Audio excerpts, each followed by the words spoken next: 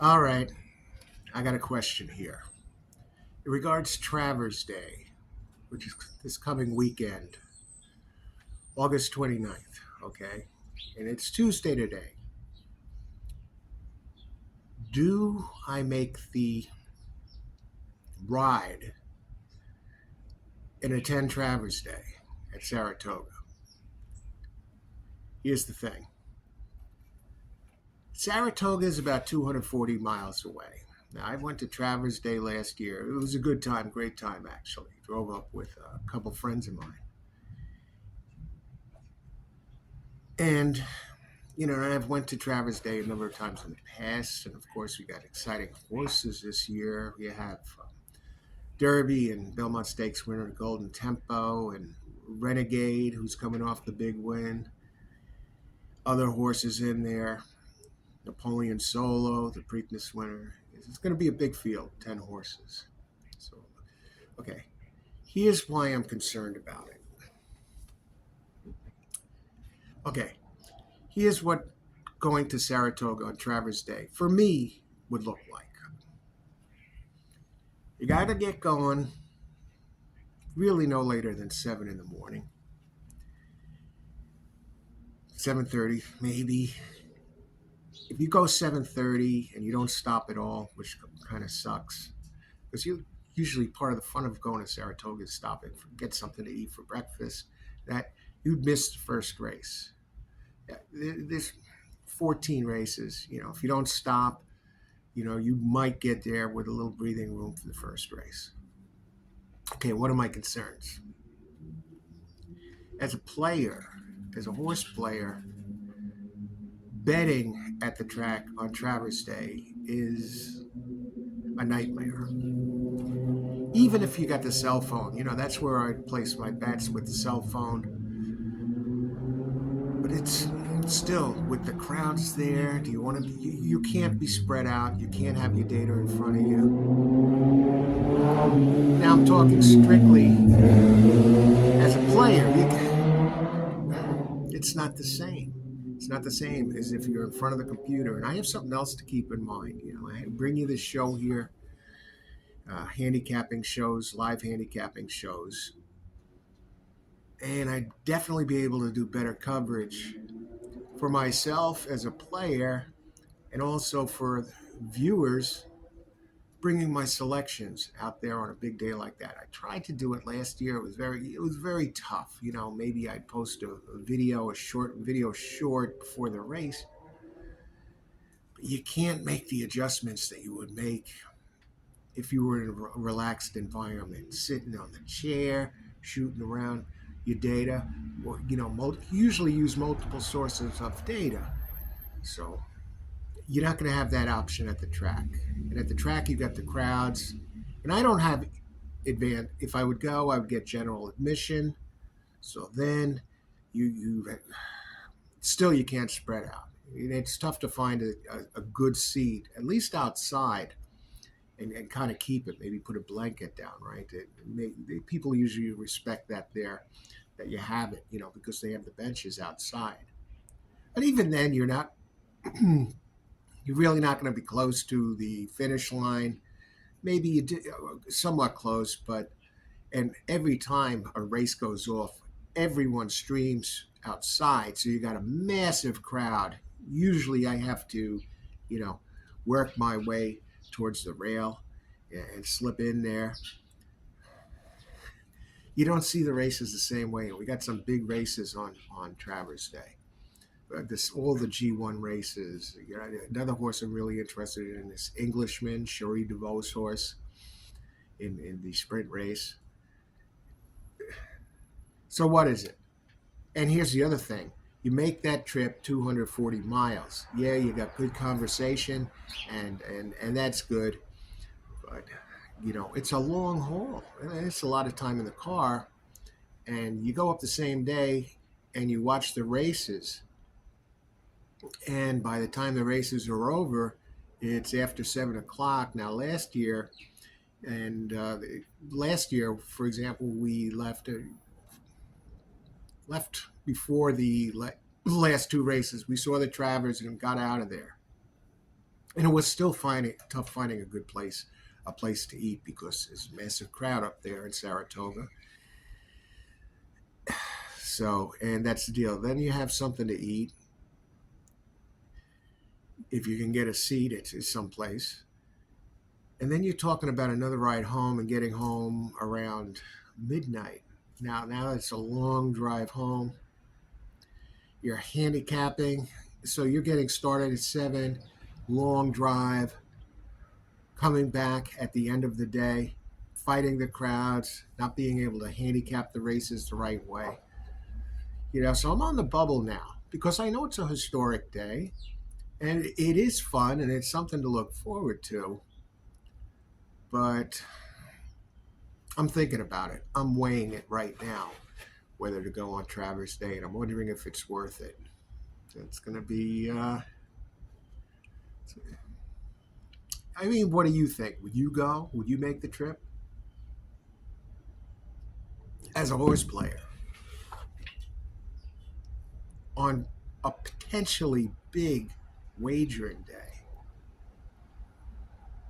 And you're going to be behind the 8 ball. You're certainly not going to be at your best because let's say you handicap the races uh, for a couple of days in advance, and you say, yeah, I know who I like, but you don't know the scratches. You don't know the scratches that yet. You're going to be on the road. Your horses might be scratched. I had some scratches all the time when I went to Travers Day. Some horses I liked, and then you got to keep in mind adjustments, fair odds. What are you going to do? You're going to be fiddling around with your notes or your printouts.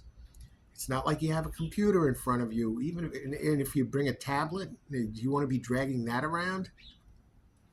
Do you want to be shooting around different sources? The DRF, I use Sturograph, Brisnet. Are you going to try and maneuver between these different sources of data on your phone or a tablet? You want to be carrying a tablet around at Saratoga? And what about something to eat? Then you're going to be juggling food and all this other shit.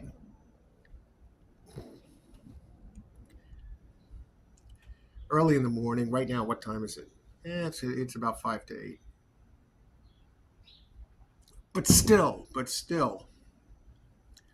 I'm on the fence about what to do here with this. Because let's say I don't go to Travers Day.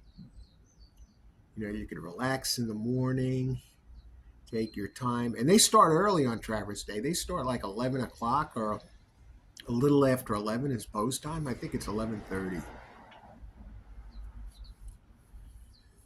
But if you're at home, you have breakfast, you take your time, even if you have to take care of some things, maybe you want to pick some food up from the grocery store or even get out for a walk.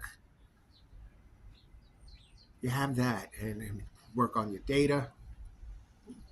And then once the races are over, you still have your whole evening ahead of you. If you want to go out to eat, then fine. Go out to eat afterwards. Go to a nice place, celebrate the day. It's a relaxed day. It's a relaxed day. And for me, another big factor, I'd be able to bring you my show here on Horse Racing Plus, with my Travers Day selections, making adjustments if there's scratches, it, and Travers Day, they that could be a long ride home if you have a losing day. Take that 240-mile drive in the dark. And up in New York, I'd be going north, south, whatever. North, up, south, not north, south. Yeah. Yeah, driving north and south. So you got these bridges to go over and tolls and traffic, especially when you get closer to the to the New York City area. So there are considerations here, and I'd like your thoughts. Would you make the trip? We'll see. I'll keep you posted on that. It's only two. And another thing to keep in mind: what about the weather? And okay, you got to order these tickets in advance, Ticketmaster or whatever. I think it's like it was 30 bucks to get in as general admission last year. Regular seating, we were in the hundreds. And probably most of them are sold out now. So you got that factor. Even if they're not sold out, yeah, it would probably be about 175 to get in if you purchase a ticket and seating. And I'd be going with three, two, um, two, three other people. You're going to be able to get four seats together. And I don't think we're going to want to, spend, 175 to get in on top of everything else. And a major factor to consider that I'm thinking about is the weather. What if you buy these tickets in advance and then it turns out there's going to be rain that day? Or general admission, even. There's going to be rain that day. So you're driving in the rain up and back on the highway for basically you're talking about it's 4 to 5 hour drive. If there's traffic, it can be more. I doubt there'd be much traffic going up there or most of the way coming back. So that's not too much of a problem, but still it's a long time. So, and the weather. You want to be driving in the rain? Right now, it's too early to tell because right now it's Tuesday morning. So you got another 5 days, right, or so until Saturday. So you keep an eye on the weather. But the weather is something to keep in mind, and I've seen what the Kentucky Derby a lot of these years lately. It's pouring. So yeah, that's what I'm thinking about now. So I'll throw it in your lap. And what would you do, considering you could play better, more relaxed atmosphere, better view of the races, the big races, full coverage on TV, on your computer screen, maximize the screen. So that's what I'm thinking about right now. What do you think?